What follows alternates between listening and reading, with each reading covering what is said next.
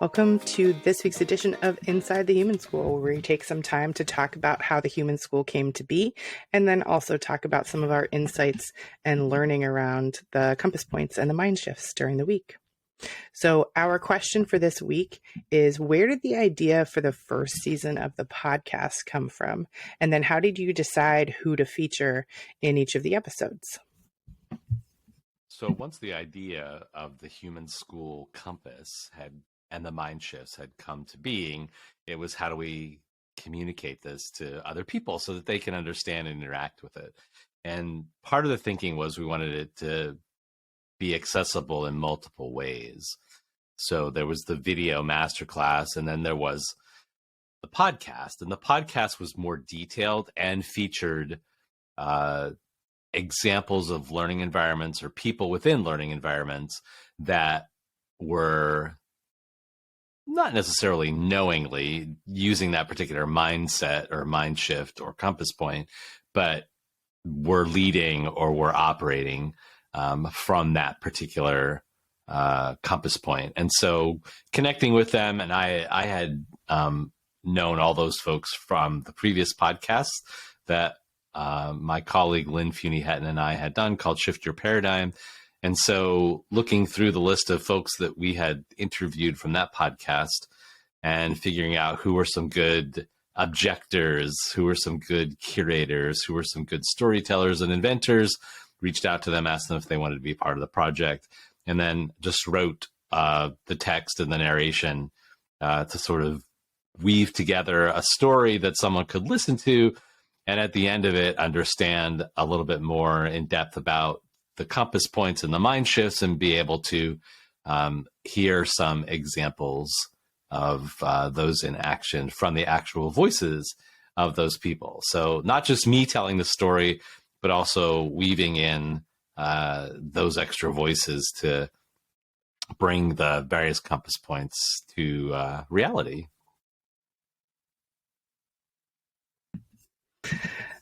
Awesome.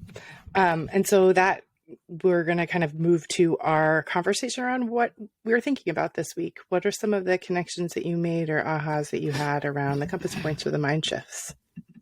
So I can jump in. So I am reading, the D School has these really cool books that they released in the past year, and I'm working through one called The Secret Language of Maps. And it seems like an odd thing to spend a lot of time reflecting on, but I actually have found it to be a very, very compelling, because it's a real heavily focused on design. And they do this really interesting thing, the authors do, where they're telling a story about different kinds of maps. It's kind of a mystery, but then through that, laying out, I'm not doing a wonderful job here, but laying out all the different design elements that come into it. And I read this quote that I absolutely loved, which is basically about intentionality, which I think is strong, has been a strong part of what I believe. And we think about the inventor compass point and how we design together.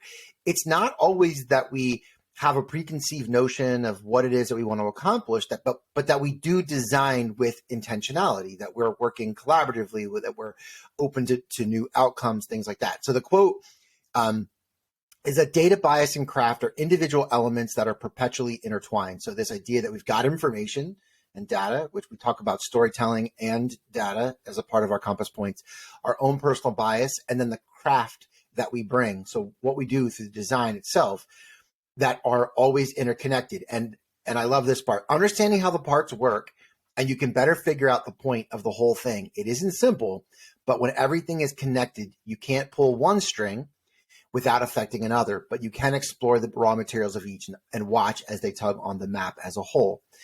And I think that for me, what I loved about this was the tension that I feel with the compass points as being these really wonderful actions that impact the whole. Like, so anytime you start to pull on one of those compass points and start to move that direction, it has an impact on the other places. And so thinking about where we originally started with all of this as a map, which was a metaphor that we played with early on, and then we got to this place where we have this tool.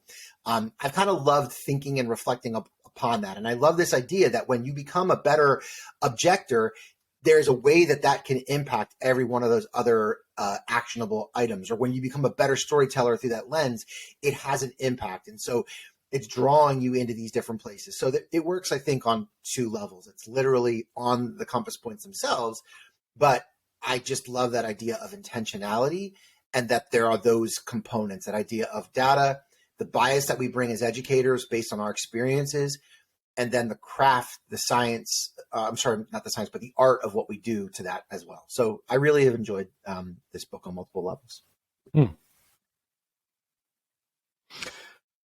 So I'll pull on one of the learning in public things I posted this week, and it was on the idea of flow. And I think it's a really interesting lens for us to look at, excuse me, for us to look at the things that we want to object to in schools. I think we could probably agree that most of our learning environments don't really prioritize this idea of flow, sort of getting into that zone where you lose track of time and you become very intensely focused on some particular action or thing that you're driving towards. But in schools, it seems like a lot of the structures are actually set up to provide what I call a lot of noise that prevents us from getting into those states of flow. So I think if you think about your learning environment and, what are the structures that actually help promote flow and what are the structures that actually detract from it, I think it's a good tool or good lens to look at the learning environment and find those things that you might begin to object to.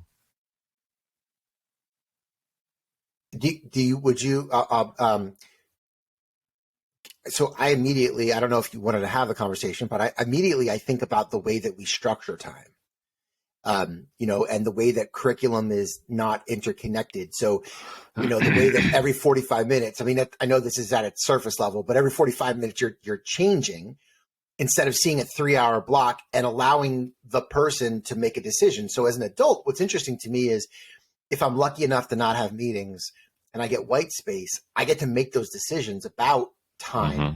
And the agency that I bring allows me to say, oh, okay, I got this done in 15 minutes when I thought it might take me 45. That gives me more time to try that. So on a surface level, that's one example of the way that schools are structured that removes it. I'm sure there are countless other ways, but I see curriculum and the way that we block time as two examples of that.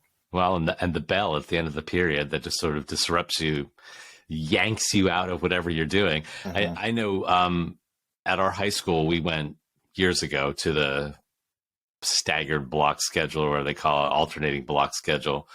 And that was one of the things that teachers and kids loved about the longer period, was that you could actually get into something without having to, 45 minutes is like nothing. Once you get rid of the stuff at the beginning and the end, what do you get? Like half an hour? What can you do in a half an hour? I think another thing that is a small, but you hit upon this, the bell, the disruption of the announcements from the office into the classroom space.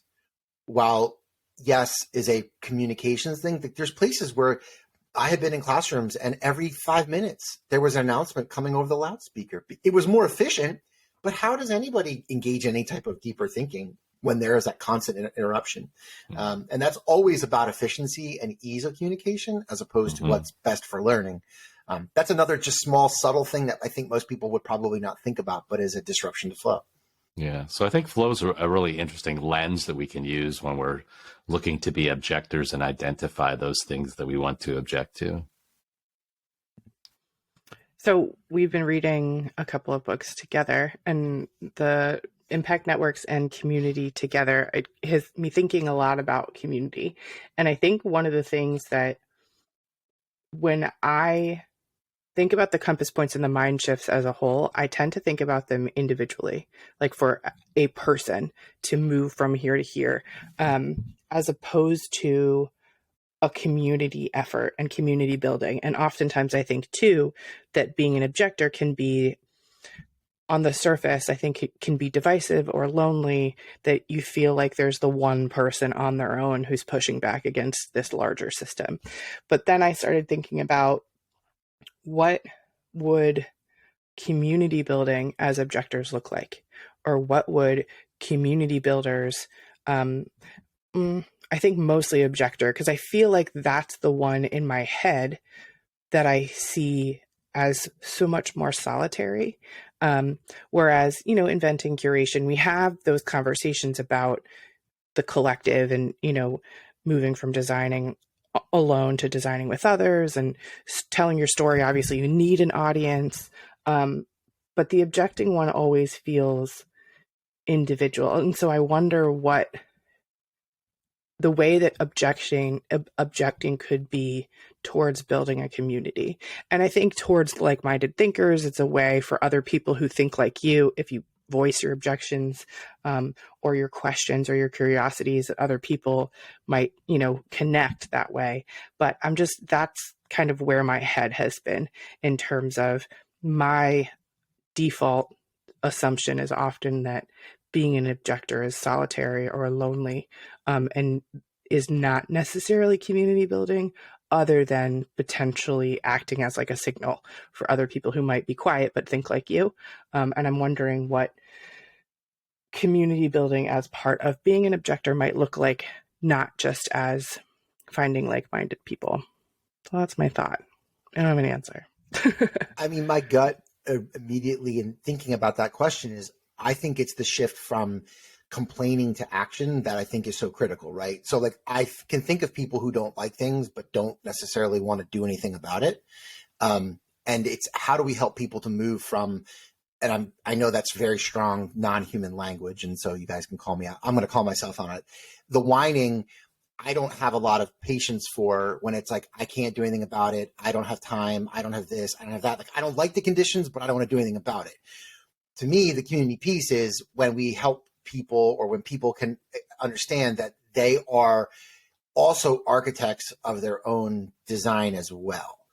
It's so, yes, the system is dehumanizing. Yes, the system is set up in a way that does not allow certain components, but as educators, we have a lot more control and agency than we're willing to acknowledge. And so I think your question is a really wonderful one, Rachel, which is being an objector can feel isolating, but I'm wondering, as I talk out loud and process it, does it feel isolating because it feels like you're doing it on your own and it's easier, like it's harder to make change on your own than with other people? And the way that people say, like, if you're going to work out, having a buddy helps to hold you accountable. Like I guess I'm playing with those ideas as you talk about it.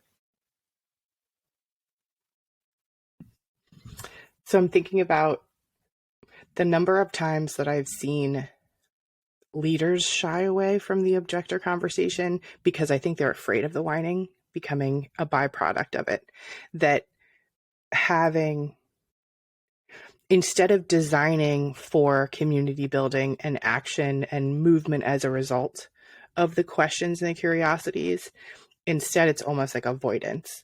Like, I don't want to talk about it because it could lead to whining and complaining. It could lead to anger and animosity. So I don't want to talk about it. And then I think too, and that's not blaming leaders by any means.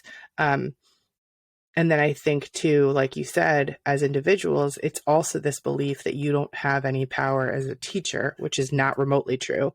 And so I wonder how that working together in conjunction can actually be really powerful in busting both of those incorrect assumptions. I think you got to a place that I would agree with in a different way than I would have gotten there, which is that I think there is still the savior mentality. There is a mentality that as a leader, it's your responsibility. It is felt by the leader themselves that they've got to save everybody. But it's also many educators' belief that the leader or the administrator has to save them as well. And so what happens is no one moves or does anything or rarely makes those choices. And so I think you hit the key there, which is to do it together. And I think at some point we have to hold each other accountable through good relationships to say, look, I can appreciate you're frustrated by this. So what are we going to do about it? What are we going to do about it together? What can I do to support you? How can I work alongside of you? What can we both do? It's that kind of language and support that is, I'm guessing, inherently missing in many of those situations where it just devolves into complaints. Yeah.